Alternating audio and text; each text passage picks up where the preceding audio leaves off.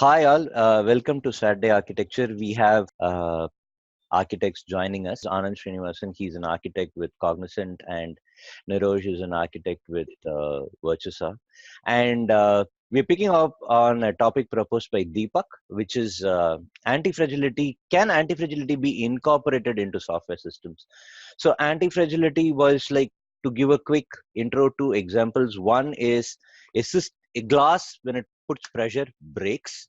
But what system, when it puts under stress, becomes stronger?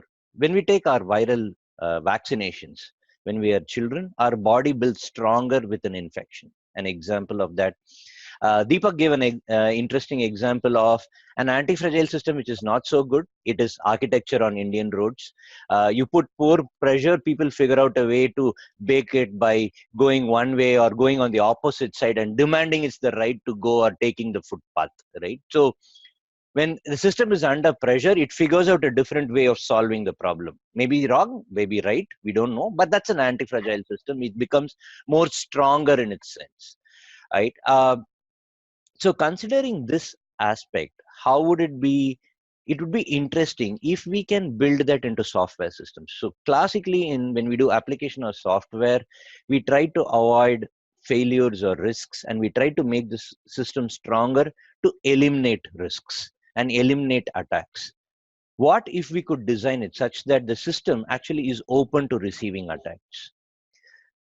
So the closest thing which I have experienced or seen is, I haven't seen an anti-fragile system with respect to software itself, but what I've been working on is the process and the people working with the system and with the software, and I call that as a whole system operating.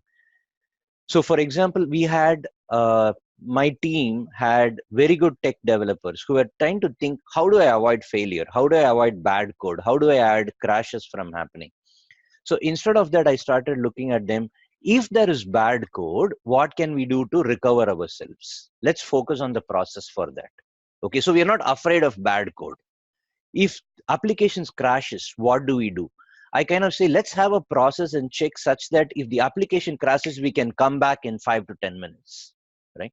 And it is okay to face failure. We will fail. Let's not be afraid of failing, but let's look at how to get back quickly. Now that requires both a mindset, which is the human aspect of it. I'm okay to fail.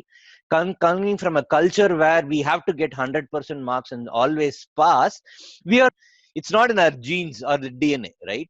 So it's very hard to be an anti-fragile system. One of the basic things is your ability to take failure is as good as success. So helping with the mindset and the process to recover from a failure is what I've been working on with my team.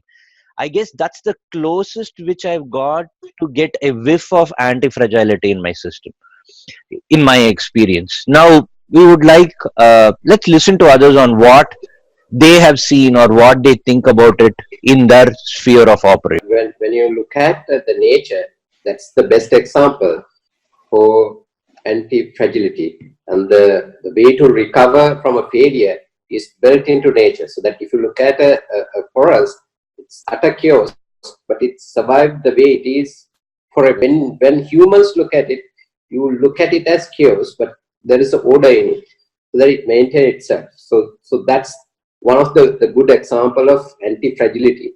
So nature is the best example, but when you look at the software, so seeking with microservice architecture, cloud infrastructure, probably a step toward anti-fragility. How do you feel that it's setting us on the path for anti-fragility? What attributes of these? I'll give you an example of one of those possibilities. I mean, it's not still at its ideal situation, but a good example would be when it comes to